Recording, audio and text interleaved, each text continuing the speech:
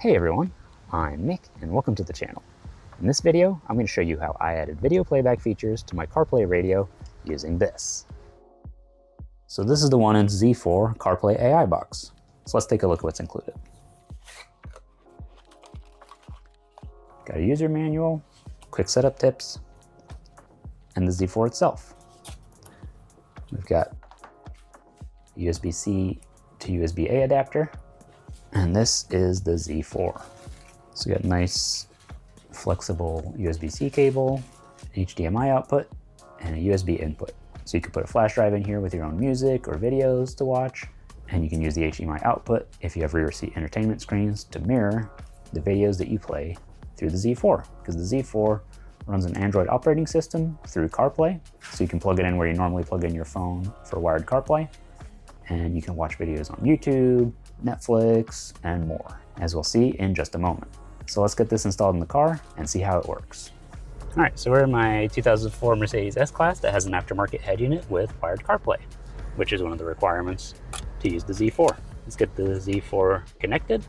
I've got my USB-A adapter here, and my plug is down here for the radio. This is the same plug I would use for wired CarPlay. So plug it in. You can see the LED ring lights up. It's connecting. It's got an Android splash screen because it runs Android on board. And we're in. Now let's start with what I think most of you are here to see. Playing video on the radio screen. I'm going to set up a hotspot on my phone. I'm going to go to settings. I'm going to go to network and internet, and I'm going to connect to my hotspot. And go back to the home screen, and we're going to go to YouTube.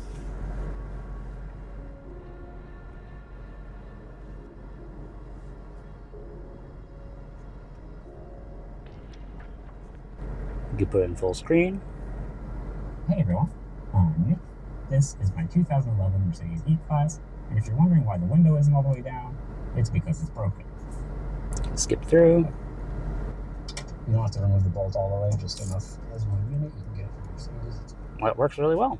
Nice. You can just browse whatever you want to see, put on whatever you want.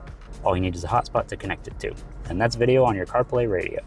There's some other video apps that are included too. We've got Netflix, we've got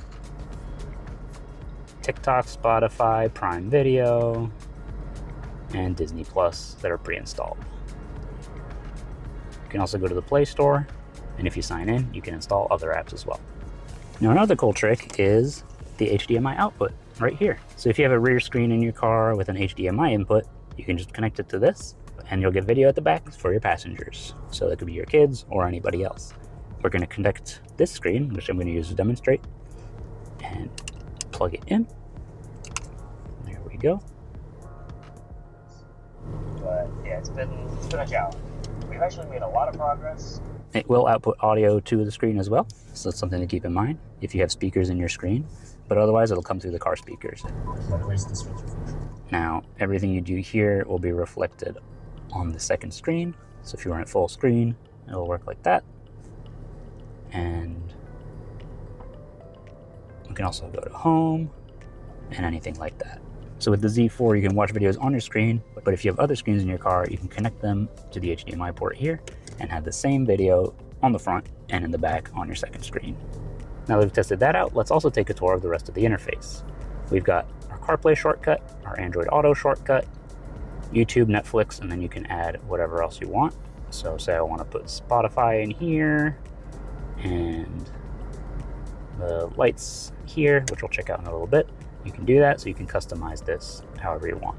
We've got a music app here. This will let you play music off a USB drive that you can plug in here. We've got Bluetooth if you want to connect your phone via Bluetooth this way, but we'll check out CarPlay and Android Auto later. You got Bluetooth music if you want to play music from your phone to the device via Bluetooth. We've got local videos, which is kind of like music. It'll play video files off a flash drive you connect here. You got exit, which is a shortcut to go back to your head unit, like this. And that is also right here. Other apps like that. We got wallpaper app. You choose different gradients here. different options, some images, and you can also load one from the flash drive as well. Let's try this blue gradient. Now we go to the home screen, you can see it in the background. We also have multicolor lights, and that controls the lights on the adapter. So you can do single color, coordinate it to your car, breathing, cycling, or you can just turn it off too. Just tap that toggle and it'll draw a little bit less power too.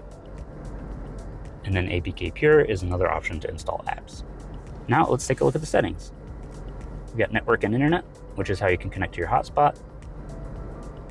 We've got Bluetooth, we've got display options, so you can turn on dark mode or turn it off. In fact, let's leave it off. I think it might show a little better on camera. And there's a toggle for HDMI output resolution, auto adaptation. We also have language options, date and time, and other settings. This is more traditional Android settings screen. If we look here, my head unit is 1024 by 592. It actually automatically detected that the first time I connected it and adjusted to the screen. So whatever screen you have, it'll restart automatically to match the resolution, which is very nice. It's running Android 12. Storage on board is 32 gigs total with 13 gigs used currently.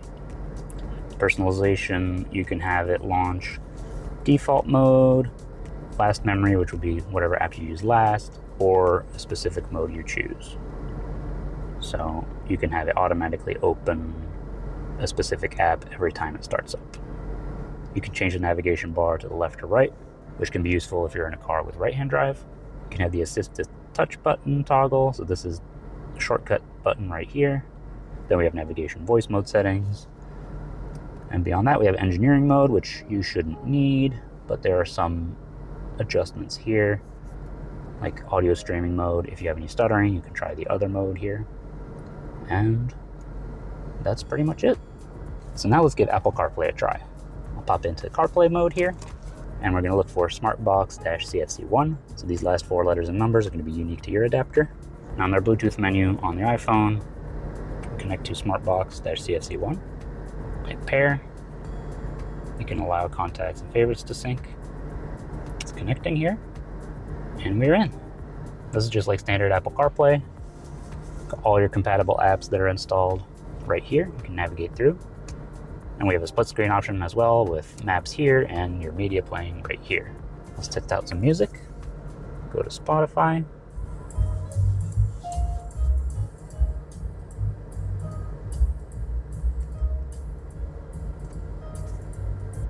Now you'll notice I was able to pause with my play pause button, and that passes through the play pause signal to my phone when I use CarPlay, and it also passes it through to the Z4 box.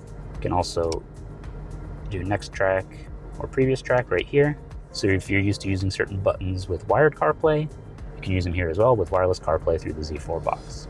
Then if you want to back out, the floating button is useful. You can just hit home here and you're good. Now for Android Auto, it's the same process. You go to your Bluetooth settings to SmartBox-CFC1. It's connecting, and there we go. So all the compatible apps that are installed on your phone will show up here as well. So for me, that's things like Pocket Cast, Spotify, and things like that.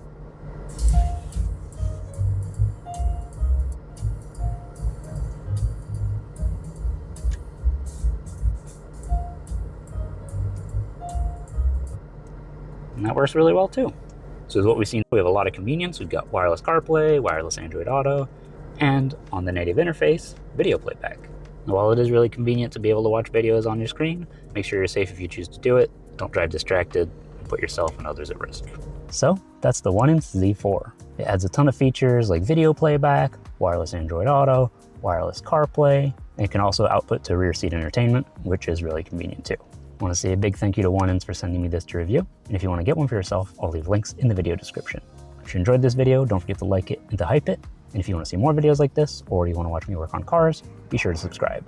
Thanks for watching, and I'll see you next time.